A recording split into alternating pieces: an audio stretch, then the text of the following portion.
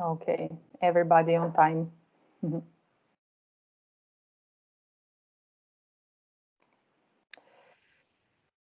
Yeah, so let's start the webinar. Dear ladies and gentlemen, good day and warmly welcome to the third webinar in the series Navigator 2020, entitled Logistics of the Future. It will be definitely different, organized by the Slovene-German Chamber of Commerce, AHK Slovenian. The webinar title is actually a quote from Mr. Erik Wirsing, Vice President Global Innovation at Schenker AG, and it's a special honor to host Mr. Wirsing at today's webinar. Later in his keynote, he will give an insight into how logistics will change in the future and what has already changed. In the second part of the webinar, Mr. Brane Krajnik, Director at the Slovenia Times, will discuss the current logistics perspective with Mr. Erik Wirsing. At this point, dear ladies and gentlemen, you are very much welcome to ask the questions, and therefore I encourage you to write them in the chat option. They will be answered at the end of the webinar, and I'm also kindly informing you that this webinar will be recorded. So before we start, I would also like to thank the sponsors of the Navigator webinar series. These are Siemens Slovenia and EOS KSI Upravljanje terjatev. A big thank also to this partner of this webinar. This is DB Schenker DD. And now, dear audience, it's my great pleasure to invite Ms. Valerija Špacapan Friš, Managing Director at DB Schenker DD and Vice President of the AHK Slovenian Board, to share with us her welcoming thoughts. Dear Valerija, please just open your microphone. Thank you. Hello and welcome to everybody joining us today. Innovation means something new. It can be a new product, a new way of thinking, a new way of doing something. And no doubt in 2020, we all were challenged to think and act differently, privately and professionally. In this agile environment, as a logistic provider to thousands of businesses worldwide, DB Schenker understands the importance of quick reactions. So we see innovation as enormous potential to offer to our customers: efficient, faster, smarter, sustainable solutions. On the other side, robotization, autonomous driving, logistic platforms, and so many more. I am proud and happy to be part of the group with so many innovative projects and great solutions in place. And we think it's also an advantage for our customers in Slovenia. In DB Schenker, we want to set standards. And our guest today lives innovation every day, Mr. Erik Wirsing, Vice President of Global Innovation. And I had the pleasure and honor to listen to him on the Logistics Congress in last year. And he was really inspiring us in Porto Roche, and I'm convinced he will inspire us again today. So, Mr. Erik Wirsing, please, the stage is yours. Thank you very much. Just to say a short thank you, dear Valerija. And again, warmly welcome Mr. Erik Wirsing, Vice President Global Innovation at Schenker AG. We are grateful that you will be delivering your keynote session today, and we thank you very much for your time and attention to this webinar. Dear ladies and gentlemen, let's see how the logistics of the future will look like. Wow. Many thanks already for this fantastic introduction, and many thanks also for the invitation here to this webinar to share some of our thoughts, ideas, projects, initiatives, and also, let's say, a little bit about imagination. What might be next, what might be there in the future, what might have an influence to our logistics industry. So also believe me, that will not be a dedicated Schenker presentation today, because I really want to take you a little bit on the kind of journey, what might have some influences, what kind of opportunities, new challenges, new threats are out there. That all will have an influence to our industry, to logistics setups. So therefore, let's maybe start with showing my presentation and my slides, that you all can see that. Maybe can you give me a small signal if you can see that? Yeah, You can see my presentation. Yes, wonderful, perfect. Fantastic. Good. So, as already said from Tina, I would like to give you, I called my presentation Logistics of the Future, and believe me, it will be definitely different. So I also believe that not all of the topics, all of the initiatives and R&D things that I want to show and share with you today are, let's say, will be there and will be present tomorrow, but maybe the day after. Some of them may be not relevant, maybe some other topics are coming, and that is the kind of journey that where I would like to take you with me to inspire, to explore new opportunities. Maybe also 2 words to my person. So as said, I'm heading the global innovation team at DB Schenker, and I'm now within Schenker for, to be correct, 21 years, 1 month and 21 days. So more than 20 years already in the company, leading different topics, and since 4.5 years now responsible for global innovation. And for global innovation, or for innovation in total, I always telling my friends and family and colleagues that everything that does not fit to our current business model, to our current environment, that's popping up on my table. So it's all about trends, new technologies, new startups, new suppliers, new partners, new business opportunities, but also threats. That's done with me. You can see directly here on my landing page, on my first page, a small funny subline under my name. That's what 3 words, savers, gossip, drones. What it's all about that, I will come to that later, but just keep in mind what 3 words as one idea, one inspiration from today will be also maybe quite interesting also for your industry, for your company, and maybe also private-wise. And I'm, as an innovation person, I of course start directly with teleportation, so with beaming. So it might be there in the future that teleportation or this kind of beaming, we know that all from Star Trek and from this kind of science fiction movies, it might be there somewhere. I think in Switzerland, in the CERN, they have already calculated how to do it. So theoretically, they know already what is needed to really teleport things from A to B. It costs a lot of energy. So therefore, in the next decades, that will not be there. But maybe in the future, it might be there.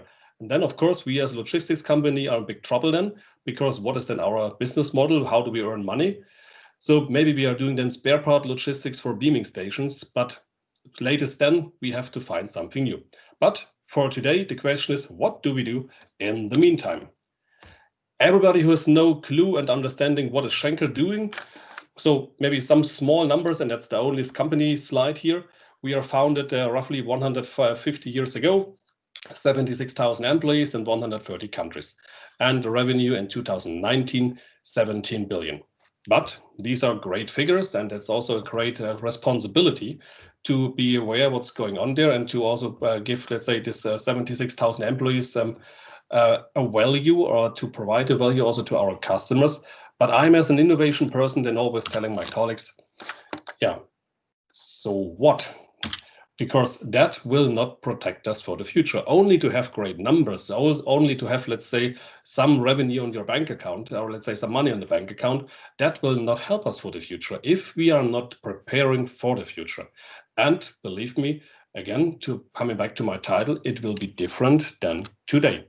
Because what kind of challenges do we have to tackle at the moment in the logistics environment, in our industry, together with our suppliers, partners, customers, also with the colleagues? Of course, and I put it directly here in the center of this slide, the pandemic. Of course, we all know, and at the moment the current situation is going even worse, the whole Europe and the whole globe. That's a huge, huge issue for us, and we really have to tackle that. As I said, we are 76,000 people at Schenker, and let's say in the peak season, so in around April, we had roughly 28,000 people from Schenker sitting at home and working from home. So this new normal, working from home, is more and more common. Also, universities and schools are really speeding up and with digitalization to really be prepared. Also, to be very honest here, let's say if the same thing, the same situation would have happened 5 years ago, I think most of us were even more in big trouble then, because let's say cloud computing, digitalization, working from home, all these kind of technologies were not that much, let's say, normal or let's say present that even more companies would have struggled even more. Of course, the volumes are going back, and we really have to find opportunities and to really deal with this kind of situation.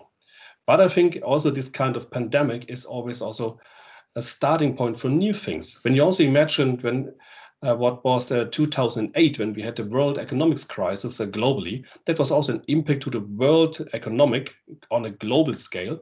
And these kind of moments when we have a huge impact to society, to economics, to different countries, it's always also the starting point for new opportunities, for new business models, for new great things that might be there. And for example, 2 examples from 2008, Airbnb and also Uber, maybe 2 companies that you might know, they were founded exactly in that moment. So it's not only about having the best or greatest idea, it's also the timing when you are starting with something new. When it comes to, I will not go through all of these things here, but the topics that are really challenge us at the moment here in Europe or in the whole globe, for example, is also this kind of diesel driving bans. We will have roughly 25 to 30 cities in the next 2 to 3 years who will close their doors completely for diesel engines. So that's a big issue. If you can imagine that we want to bring our shipments and all the goods and all the other competitors as well to this urban environment, so to the cities, and you are not allowed to drive with a truck with a diesel engine into the city, then you have a challenge. The problem is that we are then going to our OEMs, to Daimler, Volvo, Iveco, Scania, Hyundai, to all of them and telling them, of course, we are on a European scale. We have 420 branches and we have some thousands of trucks on the street. So then, dear Daimler, as an example, I want to buy, let's say, 1,000, 2,000 electric trucks to use them for our urban delivery. But then they're coming back, yeah, maybe in 5 years. I said, no, that's too late. So there's a big issue at the moment with the OEMs. They're not really able to deliver the high numbers of electric trucks. And even if they are available, they're extremely expensive. And you really have to be prepared for new dispatching modularities, because also this loading times or battery charging time cost time. Then you also have some issues sometimes with dangerous goods to bring them on an electric truck and so on. And by the way, we also have done some calculations. We have done one calculation together with Daimler, for example, how to feed Stuttgart, because you know maybe Daimler is coming from Stuttgart, so that's their headquarters.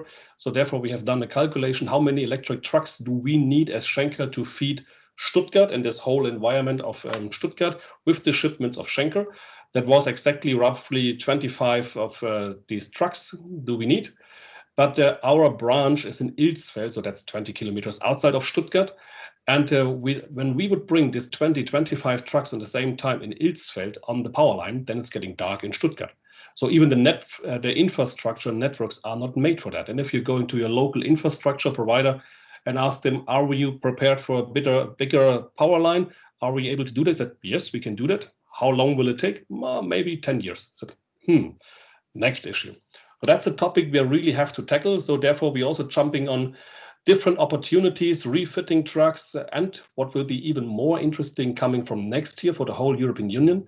There are a lot of funding programs and possibilities for hydrogen. We also believe hydrogen might be even better from the carbon footprint. So therefore, these are some topics that we really have to tackle and to understand, to test, to implement them, and to really take the topics further into our operations. And maybe last thing here is, of course, is a lack of personnel, especially, for example, for truck drivers. So I don't know the numbers for Slovenia, but for Germany, for example, the average age of a truck driver, and now maybe you can bring up a number on your own, what you believe, what might be the average age of a professional truck driver at the moment in Germany is 58. That's the average. Now you can imagine how old they are sometimes. So in America, for example, 56. In Australia, 65, the average. Now you can see we are in big trouble. So that's the reason why we as a logistics industry have to concentrate on autonomization, automatization, on new solutions, and to really prepare for the future. Because some people are always talking with autonomous driving, we will fire a lot of truck drivers. No, that was never our target and never our strategy. We want to hire even more, but there's nobody there who wants to do the job. So therefore, to make this truck driver job more flexible, more agile, to be attractive for young talents who wants to start their career as a truck driver. That's also a challenge that the whole industry has to tackle, and also to, let's say, make it as comfortable as possible for the truck drivers of the future, to really help them to start their career as a truck driver or for different topics. And of course, digitalization, that is all about. Maybe some topics regarding also 2020. There was a really good study from Trend One, and I only wanted to bring some highlights of that study here, because as you can imagine, and as I mentioned also, for schools, universities, a lot of industries, Corona at all, and the whole COVID situation and working from home was a huge boost for digitalization.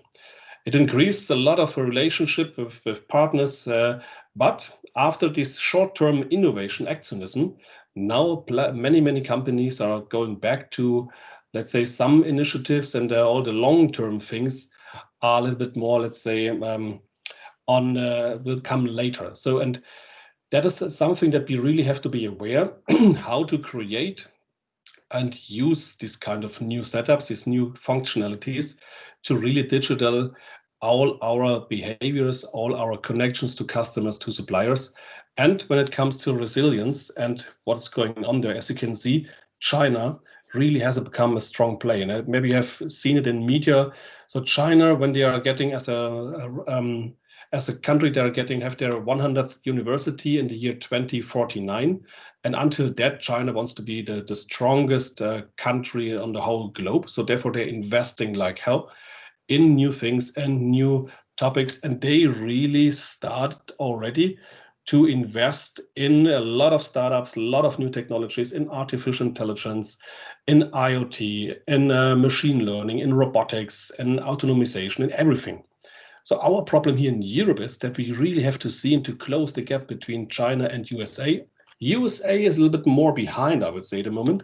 So China is really the engine and boost here for new technologies. And if you would have asked me 1 year ago, I would also say Tel Aviv in Israel. It's a huge boost for digitalization, cybersecurity issues, but all these topics here of AI, e-mobility, green technologies, 5Gs, extremely coming from China. So we in Europe really has to be prepared what's going on there, how to use that, and don't stop innovation, because at the moment, that's the moment to shine, to be different than your competitor, and also the moment to attack and to really tackle new customers. And also here, as maybe we at Schenker, we also won a lot of new customers, even in this pandemic situation, because it's a kind of reliability. We are still there, and we still want to provide, let's say, a sustainable business model, sustainable quality to our customers. So it's really the moment also to offer new things, to offer really sustainable ways to interact with the customers, and also testing new things. And some people always telling me, digitalization, I can't hear that word any longer, but I really want to stress that once more, because digitalization changed the rules of all of our behavior. And if somebody thinks, yeah, I'm in 2 years retired, so that's not my topic, and I will wait for that, I said, nope, you're completely in the middle of it. And by the way, digitalization, it's not a force of nature. So it's really people-made and man-made, so therefore we all can change the rules, and we should, and it's up to us as an individual, as an industry, as a company, to find our way in that and to really make it happen. One example here from Schenker, but you can also bring that also to other industries.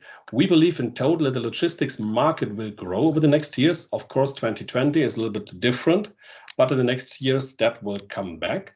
But the revenue, how logistics companies are earning, let's say, their money, or what's their value or contribution to the whole supply chain, that will be different. And we believe that in 2015, we had roughly 1% of all of our business models were referred to digital business models. In the next year, already a lot more, maybe not 20, but maybe 10 to 15. And in 2030, we still have to target 45% of all of our revenue has to come and must come, maybe in the best way, from digital business models. What that is, we don't know completely. We have already the first ideas, platform topics, 3D printing topics, supply chain consultancy, 4PL initiatives, and. So it's really the moment to look into your own assets. What do you have? Buildings, warehouses, terminals, people's knowledge, softwares, patents, whatever. And to really see if you have these kind of facilities or branches, what can you offer or do with that in parallel to your normal business. Really, that's the moment to test and to try some new things as well. Of course, we are not alone. So therefore, you always need partners and strong collaborations. So therefore, that's just an overview of how we are tackling that. So we have a lot of cooperation with customers, with the industry. We have a lot of research topics. And of course, we are part of Deutsche Bahn, the German railway. There we also have venture capital funds and venture things to really accelerate and test startups. But what is really interesting for us, and it's a huge boost also for us as an, let's say, traditional old company somehow with this roughly 150 years, we really love startups and we really learn from them, we use them, we accelerate them, we invest in them, because these are people who really understand certain topics, certain business models, certain ideas, and they really make it as concrete as possible. When you want to integrate new things, new opportunities into our operations, into things, then always sometimes also our board is coming to me and said, yeah, Mr. Wirsing, that it's all great, then please make everything autonomous on our yards, so on the area of our branches, please make everything autonomous. I said, yeah, that's a good idea. Until when? Yeah, maybe until next week. He said, maybe not. Because we really have to understand that all these digitalization topics, that's a long way. And sometimes it's really a journey. And you also have to explain the board and to your managing directors and to your bosses that, of course, the revenue maybe is coming here. Of course, everything is self-optimizing. It's completely autonomous. That's our target. And here the revenue is coming. But at the moment, we are here. We have paper, we have faxes, we have birds. I don't know what we have. But so the first step is bring it on the computer, connect it, make it visible. Then we have a transparency. Then we can predict. And then the final step, autonomization, self-optimization will come. But all these steps cost time. All these steps cost money, budget, resources, and will not bring any revenue or whatever. So the revenue and the outcome and the effect will come here, but you have to understand it's a way. And there's no chance to jump directly from here to the top. So therefore, always be aware. You need somebody in your board, in your at management, top management level to really protect you also here. Because when you have board members who telling you, yeah, but innovation, that has to bring revenue within 6 months, you said, that might be hard. So then we don't concentrate on really disruptive innovation. Then it's maybe sustaining innovation, or it's a process optimization or business development. But then please skip the word innovation. That's not what we are talking about. When it comes to projects, I just wanted to highlight here some topics that might be also interesting for you. Maybe something, because again, we have a big problem with truck drivers in the whole industry. We tested already 1.5 to 2 years ago. The first, we call it autonomous Wiesel. So Wiesel, that's a shunter, so swap body mover.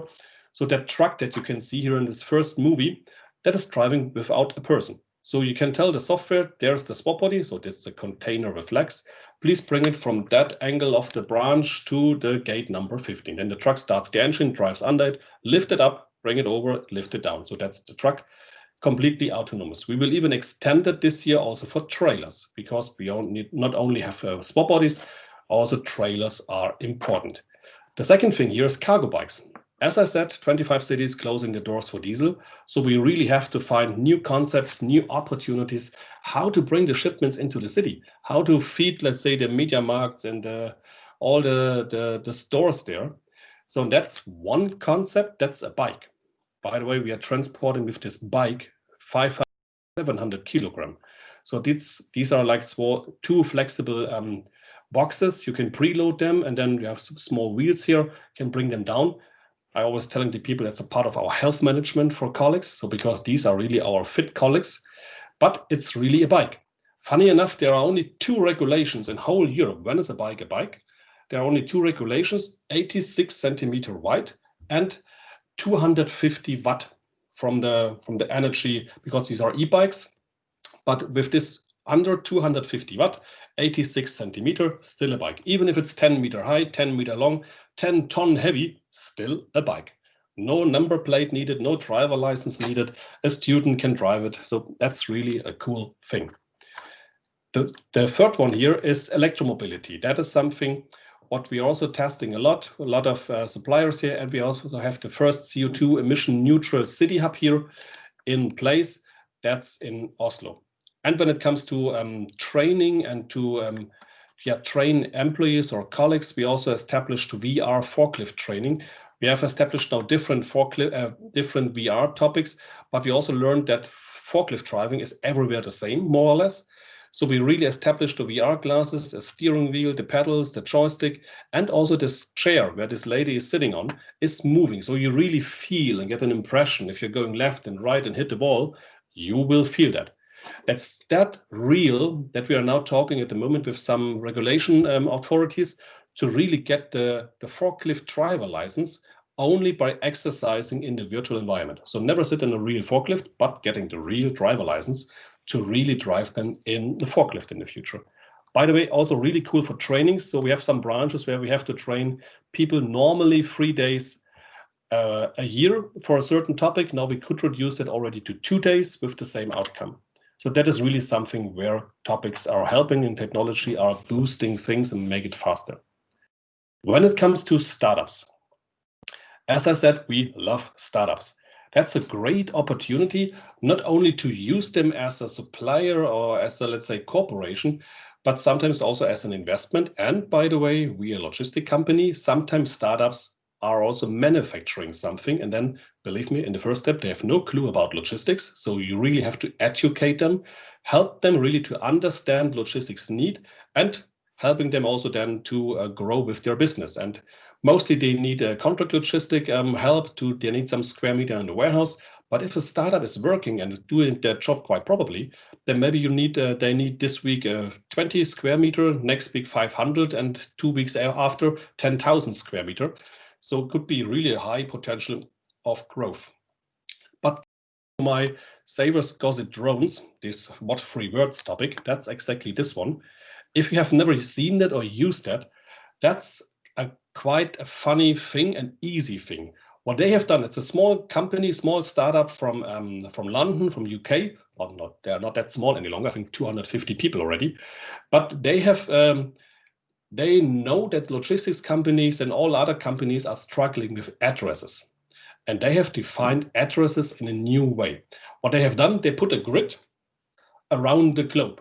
And like a grid, and then you have plenty of squares, and every square is exactly 3 to 3 meter, and every 3 to 3 meter has exactly 3 words. So Saver Gossip Drones is exactly the entrance door of the building in Frankfurt where I'm sitting. Therefore, Smiling Always Seating is exactly the entrance door of our headquarters in Essen. So that's really the first time on earth that you have the same methodology to define an address, even for huge areas, for parking environments, on the ocean, on the island, on the street, on the Christmas market, when you're meeting with people for a glühwein. Everything has now an address, and you only need 40,000 words. Then you have enough combinations for the whole globe. So everything, every gate, every parking place on your yard has an own unique 3-word address.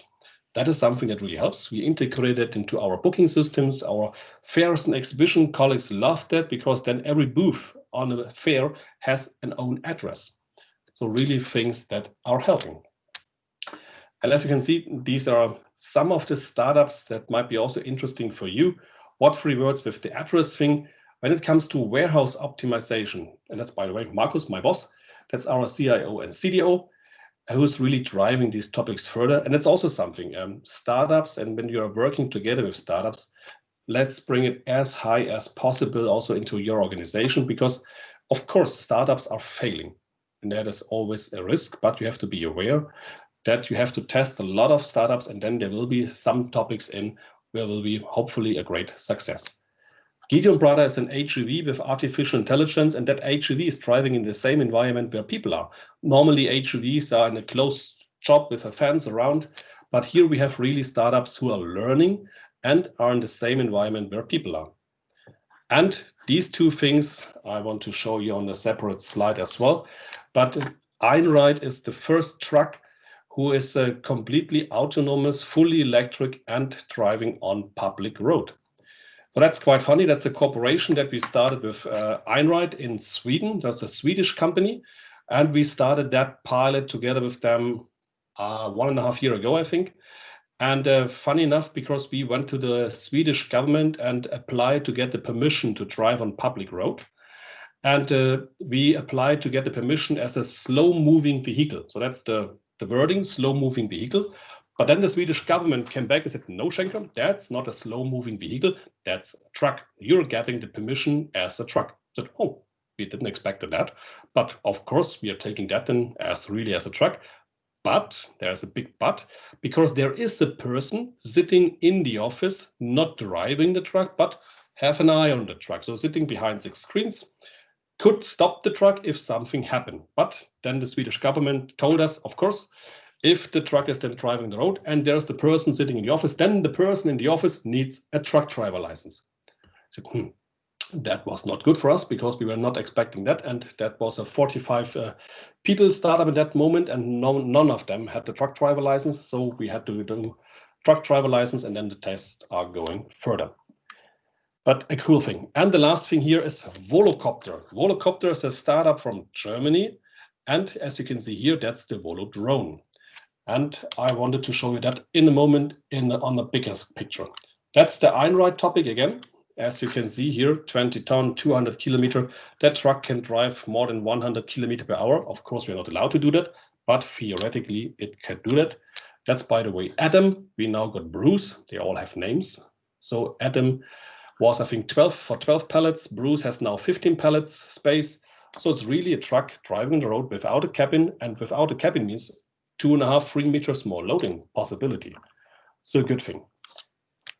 Volocopter. So now next level, because again, we are not allowed to drive into the city. We need some new delivery possibilities into urban environment. We also need something more and more, let's say, eco-friendly thing. And that's the reason why we founded then, 1 year ago now, 1 year, 2 months, a startup called Volocopter. And they started already 10 years ago with their first ideas and coming from passenger taxi things. So, and that is not a rendering here, that's really a real picture. You can see that's a person. So this vehicle, this heavy lifted cargo drone is 10 meter wide and 2.10 meters high. It's really a big machine. And as you can see here, it will carry 200 kilograms and flying 40 kilometers autonomously. It got already the EASA certification. So that's the European Standardization Institute who giving you permissions to do that. So for designing and for building, we already allowed to fly above unmanned areas and about manned areas. So in the city, about houses, that will come in 2003, 2004 to really do their operations. At the moment, there's a small, let's say, competition between several countries who will be the first, who's really offering that. Singapore, by the way, will set up next year already a kind of test for the passenger taxi thing for the tourists to have really flights above Singapore there with the Volo City. We have the companies Volocopter, and they have 2 products, the Volo City for people, Volo Drone, as you can see here, for cargo. Something what we are really like, and that's the reason that why we as Schenker also invested in that company. So we have some shares, and we have so many shares that also our CEO, Jochen Tevis, is now sitting in the board of Volocopter to really help them to understand logistics, to understand supply chain operations, our demands, our problems, our issues. And that is something where we're really working together extremely closely, because now we are part of that company as well, to help them to understand how we have to integrate that. By the way, such a topic and such a vehicle will have the possibility to really fly into urban environment. A helicopter, not, because a helicopter is too loud and there's only 1 rotor. If that crashed, then have a big problem. Here we have 18 rotors, and even if the half of them are working, then this drone is still able to fly. And it's much not that loud. So therefore, from the noise, from the eco-carbon footprint, because of electric batteries, lithium-ion batteries, it's much more eco-friendly. So therefore, it will really get the permission to fly into the cities. And at the moment, we are discussing with France, with Norway, with Germany, with Singapore, different countries who really want to be first, maybe also Slovenia. So we are looking for great use cases. If you have a use case in mind, flying on an island, flying above a river, flying also for agriculture or for mobile craning, as a mobile crane, everything is possible.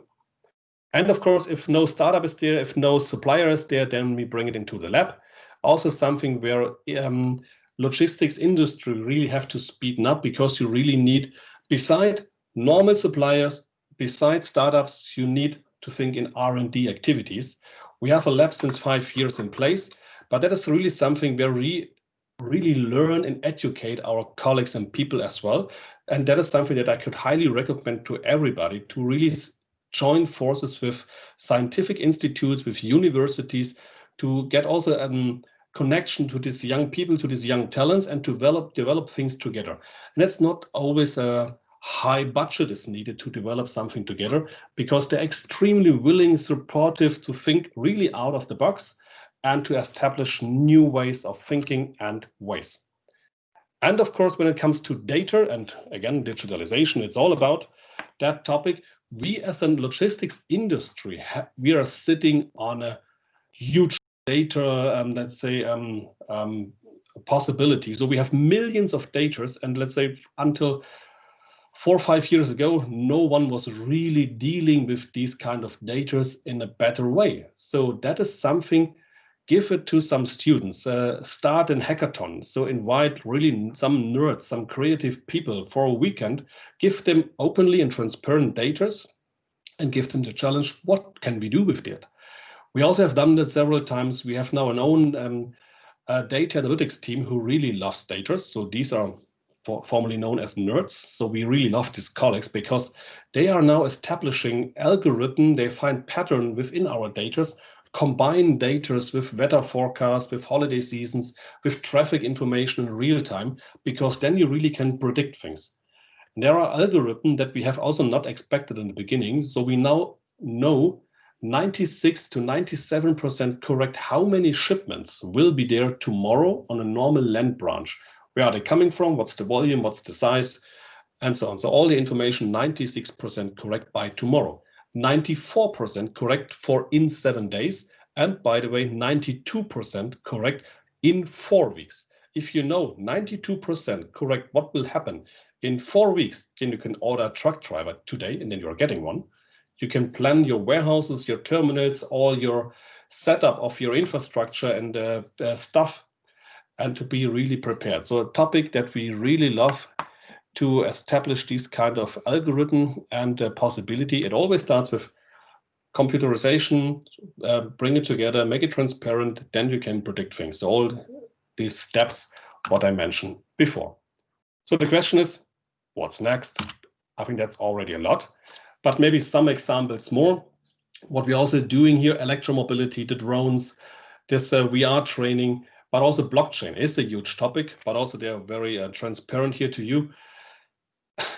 We have plenty of blockchain initiatives and projects in place. I would say 80% of them are not needed, but sometimes you're doing it because customer heard a lot about blockchain. It's a hype now out there.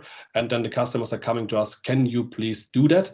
Because I want to do that. But there are topics when it comes to airway bills, when it comes to ocean freight topics, where we have a lot of paper, a lot of things where a lot of parties are involved, then blockchain initiatives really make sense. And we're also testing exoskeleton. I'm not the biggest fan of that, but for certain topics, for certain jobs, that helps. And maybe last thing here, because also something like that, of course, is coming. Uber Freight is now also entering Europe, entering several countries, to be really prepared here for new opportunities. And we as an old company has to deal with this kind of new forwarders of these new companies. 3D printing, second last slide here. Also an industry, a technology that is now driving logistics as well.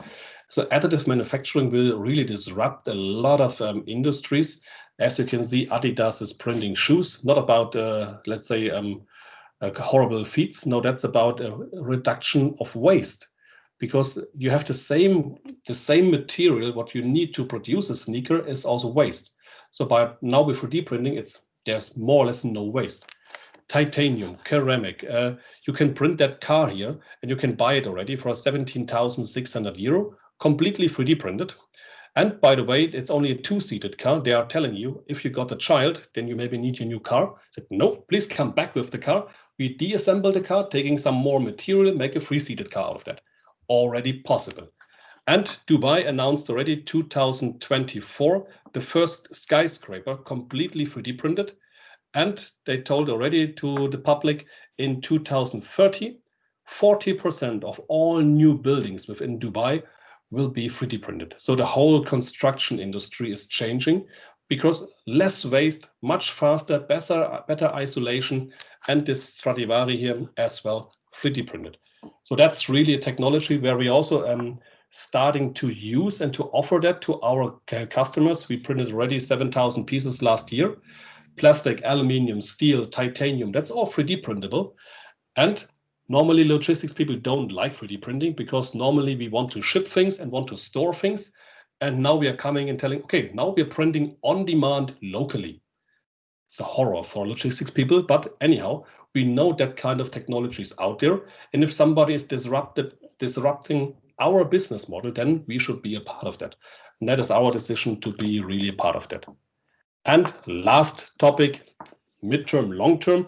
I don't think that 24 will really be the right year because they have also some delays now, but maybe 26, 27.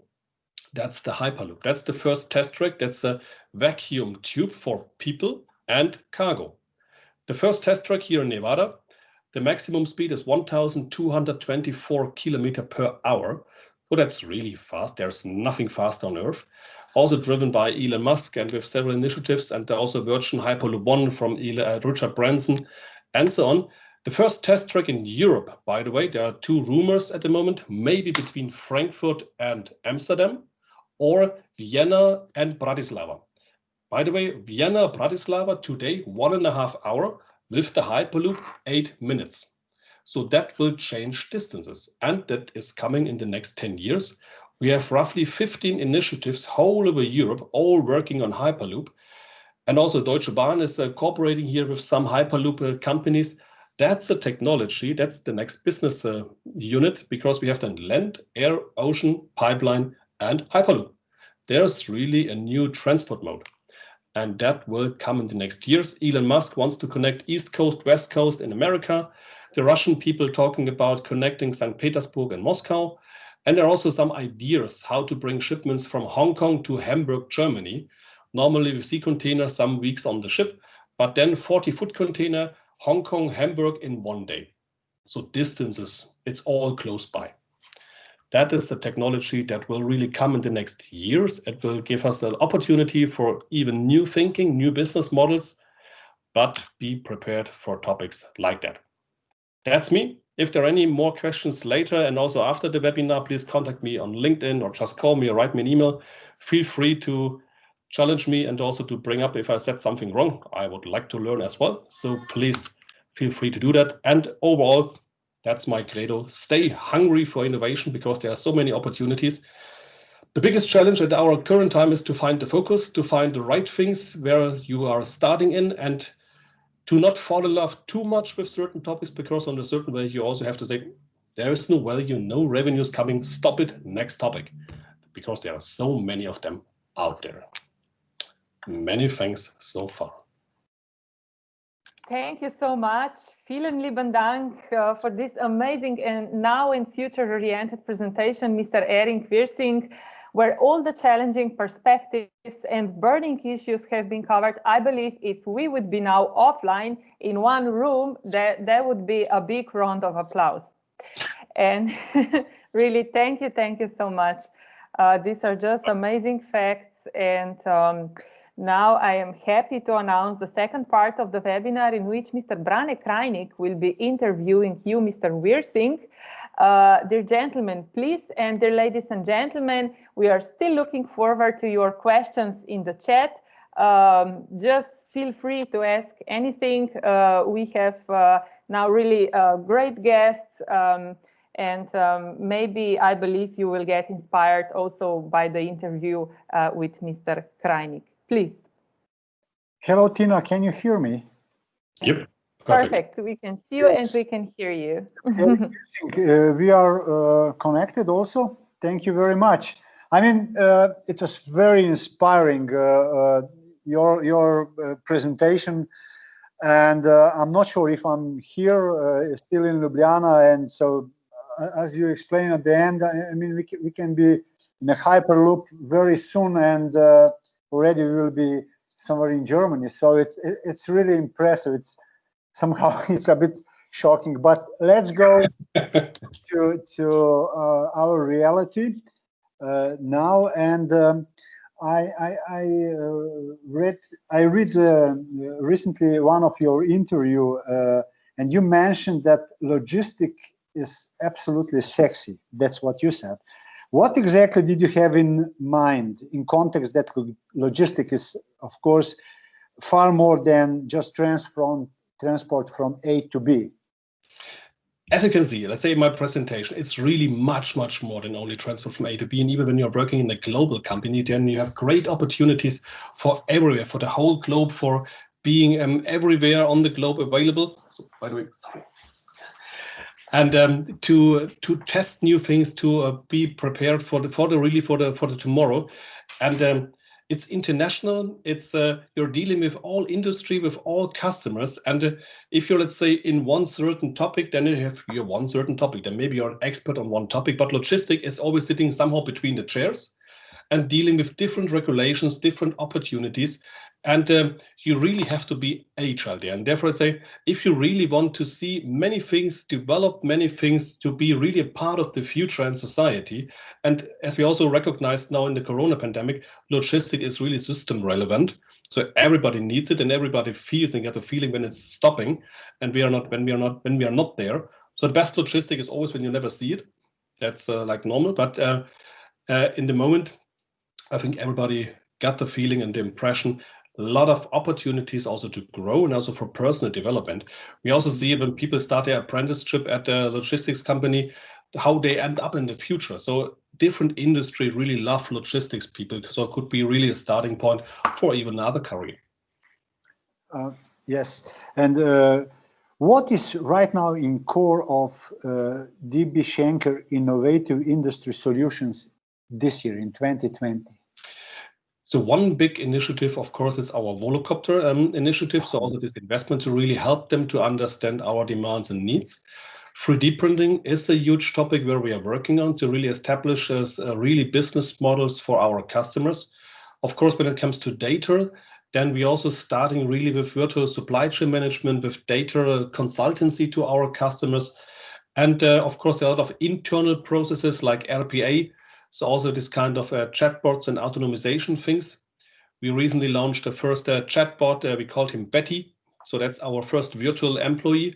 By the way, Betty was the wife of Gottfried Schenker. So that's the reason of our founder, Gottfried, in 1872. And his wife was Betty. Therefore, we called him Betty. So these are technologies that are helping. And of course, testing startups really help them understand them and really see how to integrate them. And again, also with startups, it normally does not cost that much money to test the startup. Sometimes they are extremely happy to get some very good feedback, or that somebody is helping them to understand needs and demands. So that is really something what we love, and I think what I could highly recommend to everybody. Just be open and also test things, give it to an apprentice, give it to an intern, to a working student, give them the responsibility for a topic, for a technology, for something, and that is something that really speeds up processes. And and I think, again, to your question also as well, electromobility and hydrogen, all the sustainable fleet topics, these are extremely crucial, and there we're working on a lot of topics. Yes. So we hear a lot about startups in your presentation. It looks like that's in core of your business model. So how you see the potential in cooperation between Schenker and, for example, small, medium enterprises, startups, universities? Is there a potential also for international cooperation, say, of course. between Slovenia and Slovenian startups and your corporation? Is there any institutional framework that or special protocols to follow for that sort of cooperation? The protocol is very easy. Just send me an email. So that's very pragmatic. Or we also have, let's say, the email startups@dbschenker.com. So then all startups can apply them on their own. But of course, to be honest, we don't care where a startup is coming from, because if a startup is willing to work with us, if they're offering us their work, we have a look on that. And our aim is always to give an honest feedback to the startup as fast as possible, connect them with the right experts. And if there is no expert available, then let's see if that's really fitting to our needs, or let's say processes. If not, then they're mostly only also coming to me, and we see if there might be a chance for new business models, because that kind of new revenue streams is extremely interesting. So, and we scout a lot of startups, and there's also, you can also think about if there is a startup out there who really wants to help logistics, then if they're a clever startup, then they should knock on our door on their own interest. If they are not knocking on our door, then they maybe don't know that Schenker is existing, then maybe we don't want them anyhow, or they already somewhere in a contract with a competitor and are not allowed to come to us. So also fair. But I think we are not alone, and I think also this. I think we challenged already some startups already from Slovenia as well. So there are some startups, and as you can see at the moment, it doesn't matter if you are sitting in the next room here or if you're sitting in Slovenia. We don't care. We are all close by, and technology provides new opportunities. And also when you're hiring people, when you're testing startups, we don't care where they are coming from. They have to be the right attitude and the right motivation. They have to be, let's say, this entrepreneurial thinking and spirit. Then they have the right spirit to really cooperate. Thank you. On the other hand, can you share with us meaning of corporate entrepreneurship programs? That's what you actually also explain a lot on your lectures. To which extent do you practice programs in your company?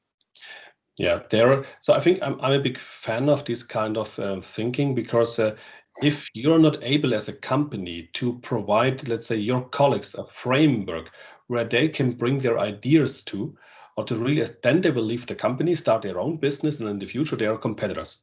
So therefore, that, let's say, is the mid and long-term fear to have really that. But the first step is always an opportunity. If a colleague has a great, fantastic idea to bring things further, then give him or her the opportunity to challenge that within the company, connect him with the right people, and maybe also give him the freedom and maybe also budget to test and do something. And therefore, we do have programs like that in place. Also, our mother organization, Deutsche Bahn, is driving that quite well, to give people the opportunity to, with 3, 4, 5 people, with some funding, with some freedom, with some time, also with a clear time frame, to develop something. We at Schenker, also to be honest there, we have not a, let's say, very structured process there, because logistics people more or less are very pragmatic. So if somebody's coming with a great fancy idea, then we connect them with the right people, challenge that. If it makes sense, then we do that and start that. So that's something, don't over control and over administrate topics like that, but really listen to your colleagues, because in the worst case, they are frustrated, they are leaving the company, start their own business, and then it might be a competitor in the future. And there are great examples for that where that happened. So therefore, we should prevent that and offer the right channels and possibilities within the company. Thank you, Erik. I cannot avoid this question right now, because can you comment on recent COVID-19 situation in Germany or Europe from pure sector perspective? I'm talking about regulations and measures which affect logistic industry and your prognosis for next month or year. Yeah, I think quite hard, because I think no one really knows what will happen next. As we can see it on the European map, so it's more or less red. Everywhere we have now risk zones and high numbers of new infections, and I think over the winter months it will go even higher. And of course, already in the beginning of the year, in March, April, in the summertime, we had a lot of reduction in volumes. So globally, we spot, so let's say European land transport, there was a big going back of volumes. But what we also could see that also air freight was really interesting. So we took a lot of risk here, and we also started corporations and with full charters. So we really booked complete planes. So there are also, as I said in the very beginning, opportunity for new way of thinking and new way of corporations. And let's say the volumes are going down, but the volumes what are still there are better paid because we have a reduction of capacity on the global market for land, air, ocean, and also contract logistics.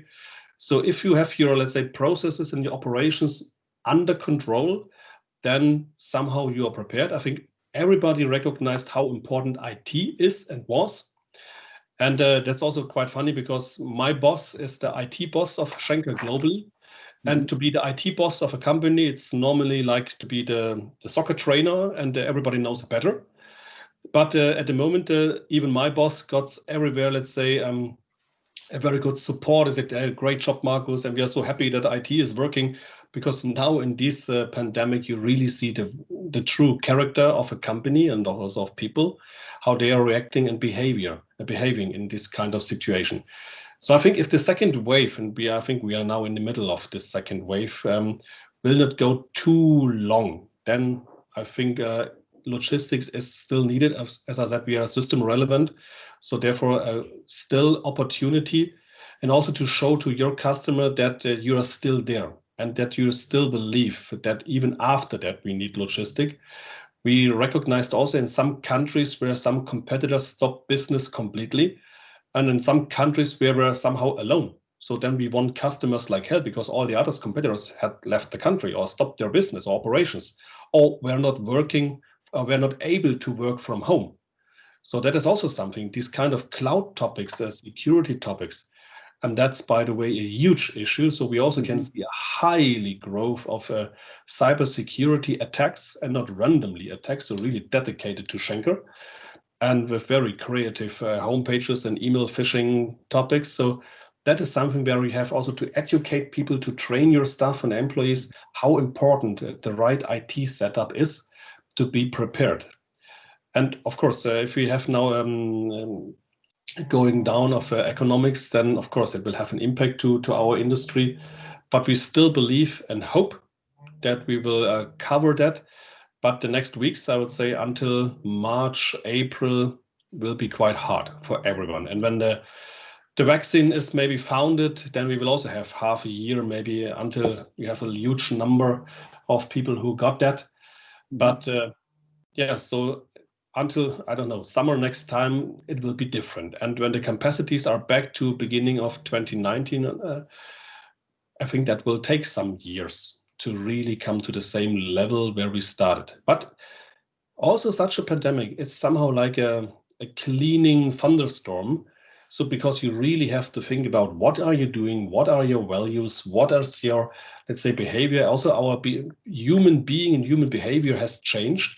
I think we all enjoyed now more our, let's say, going out with the kids and family and have a walk in the garden or go hiking. Normally, I plan to be in Slovenia this year for summertime, but my hotel canceled that. So originally I want to be there in Slovenia. So therefore, I told my wife I will be today 1 hour in Slovenia. So that is, yeah, we really have to rethink our ways, how we be acting also as a human being. And in the best way, there is no going back to where like it was, because not possible, because our mind has changed already. So therefore, after this whole situation, there will be a new normal, and that will be definitely different than before. Yeah, very great expression. What you say just now. I would like to conclude somehow with a question. What will happen next in logistic industry? And you, Erik, you are already now fascinated. I know there is a lot of things going on, but what are you the most fascinated about? Wow, I'm fascinated about so many things, but yeah, no. I would say, let's say, all about automatization, autonomization. That's a huge topic when it comes to electromobility, hydrogen topics that will come. I still believe that in the next 5 to 10 years, somehow we are talking about space.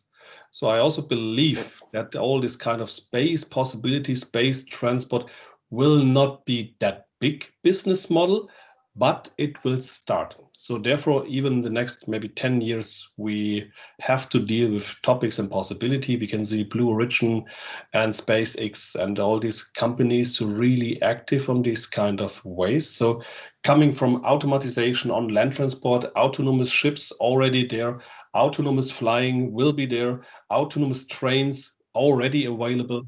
And when it comes to drone delivery, then it comes to 3D printing, and then we are starting with this, with the Hyperloop, and then maybe with the space. So there are a lot of cool technologies in front of us, and believe me, we all will see them, because that's nothing for the next 50 or 100 years. No, that's for the next 10 to 15 years. Yeah, that's, and we are back to our first, to my first question, and the idea that the logistic is really sexy. So I'd like to ask Tina. Tina, did you receive any additional questions for not yet Erik? the questions, but Miss Emma Victoria Wary raised her hand.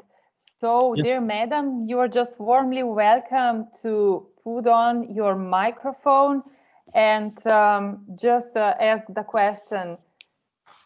Yeah, it's. Can you hear me? Yeah, perfect. It's not Miss. I don't know why that my daughter's been using okay, this. Chris, So this it's actually you. Chris Warwick. Okay. Yeah, right. Welcome. So the gentleman from Radio SI. Welcome. Tina, thank you. Erik, thank you. An amazingly interesting conversation. And I've got a couple of points. I'll make them both. One is I see on, even it's maybe only 10 years or so, really well developed. I see on the highway here in Slovenia far too many trucks for the capability. And across the whole of Europe, it is a major issue, I think, the congestion that trucks are causing. You've given some examples of how that can get better, I know, but you're part of Deutsche Bahn. It's a railway network. That seems to be a much bigger solution and would solve the problem. And a lot of that is electrically driven and therefore could sustainably be at least low carbon, if not actually fully electric. And the other point is, it's a very interesting sort of dichotomy you ended up with. You started off talking about the importance of digitalization and means we can all do everything as I am sitting in my own office at home. But then at the end, you say we can travel instead of 1.5 hours by plane, we can do it in 8 minutes. Will we need to? Very good question. So maybe let's start with the first one. So why, let's say, logistic companies not using more combined, this kind of combination with rail or with DB cargo and with all the other possibilities? There are plenty of, let's say, argumentations for that. First of all, the network is more or less full. And the logistics demands, or let's say the demands from our customers, are mostly coming on a very short notice. So mostly you're not getting a possibility to bring it on the train. And let's say in Germany and also in whole Europe, there are different, let's say, regulation when it comes to passenger transport and also to the rail network. So in Germany, we have the big issue that we have the same rail track for passenger and for cargo, and passengers are always first. So if you want to increase the numbers of people who are traveling with the train, will give us less possibility for cargo, because you always have, let's say, first people, then cargo, then military, and all on the same on the same rail track. So when passengers are growing, then less capacity for cargo. One topic, of course, electromobility and do sustainability to bring them on the train is somehow a good idea. I think for long distance, this makes sense. At the moment, we have roughly 500 kilometer. Everything below 500 kilometer, the truck is always the more efficient thing. Also, when it comes to sustainability, but above 500 kilometer, that topic changed. That will also go a little bit further with hydrogen. So when hydrogen, even autonomous driving, might be there, then we'll go up maybe to 1,000 kilometer before train and rail will be more, let's say, sustainable in the use. But biggest issue at the moment, time. Volumes, size, price, and also capacity. So that's a huge circumstances how to deal with that.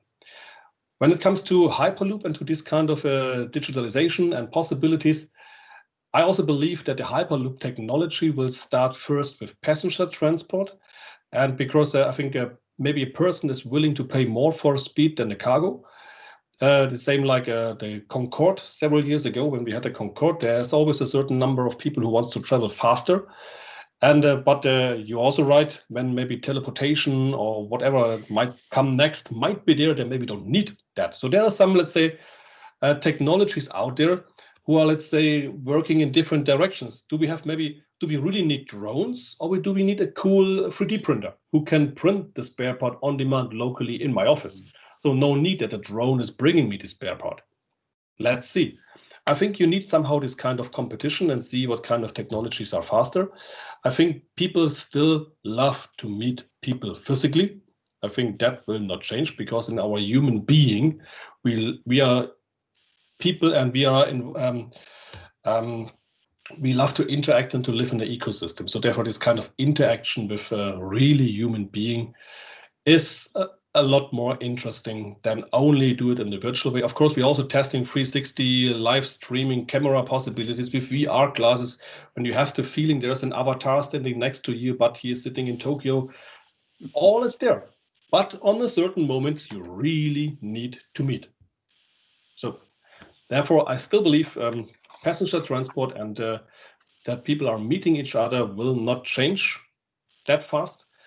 No one knows what will happen in 50 years, but for the next years, because of our human being, that is something that we still love, and what we all now really recognized how much we would love to do that even more, but at the moment not possible. Thank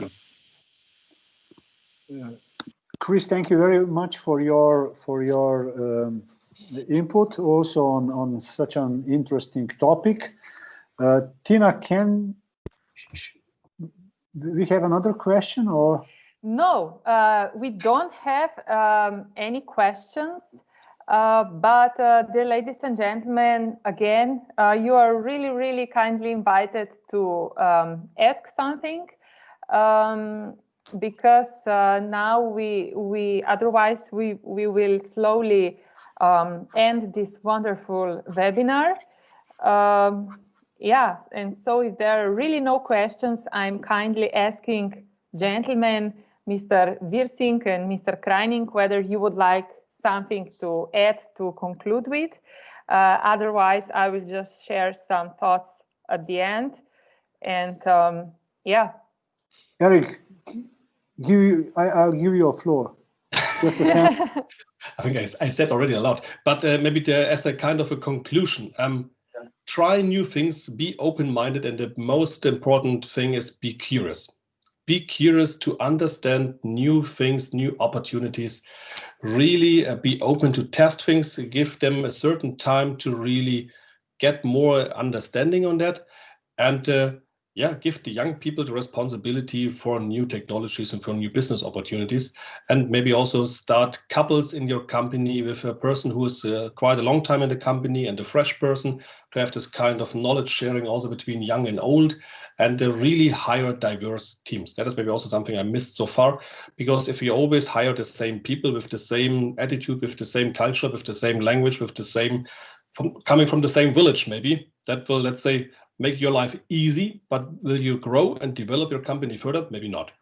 So therefore, diversity somehow is also a part of a really success factor of good companies, to really 75% internal people, 25 people from outside, and maybe somehow you can change that.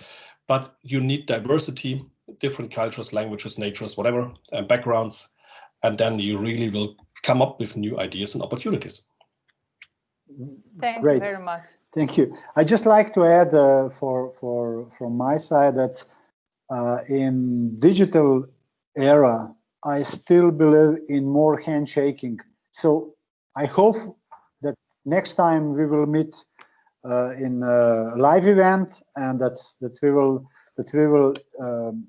put all this energy at the event, and we will create new stories. And of course, I'm looking forward to meet you all again. And I just like to say thank you very much for participation. Bye. Many thanks again for the invitation. Yeah. Thank you so much, Mr. Erik Wirsing and Mr. Brane Krajnik, for this wonderful, fruitful discussion. I have to say, the Slovene-German Chamber of Commerce will definitely maintain online and offline, high-tech and high-touch activities and events, and you are always welcome. And really, thanks a lot also to the audience, to you, Chris, for this good energy. The ladies and gentlemen, I thank you very much for your attention and contribution to this webinar. Many thanks again to Ms. Valerija Špacapan Friš. Really, thank you very much. I'm keenly informing you that the next webinar will be on the 13th of November and will be dedicated to the digital construction and planning. We will inform you about the webinar on time, and hopefully we'll be seeing each other soon again. And for most, dear ladies and gentlemen, stay healthy, safe, you, your families, your colleagues. Best wishes to all of you, and thank you again for everything. All the best. Bye. Bye-bye. Bye-bye. Thank you very much. Thank you. Bye-bye. Thank you. Bye. Bye from me as well. Bye.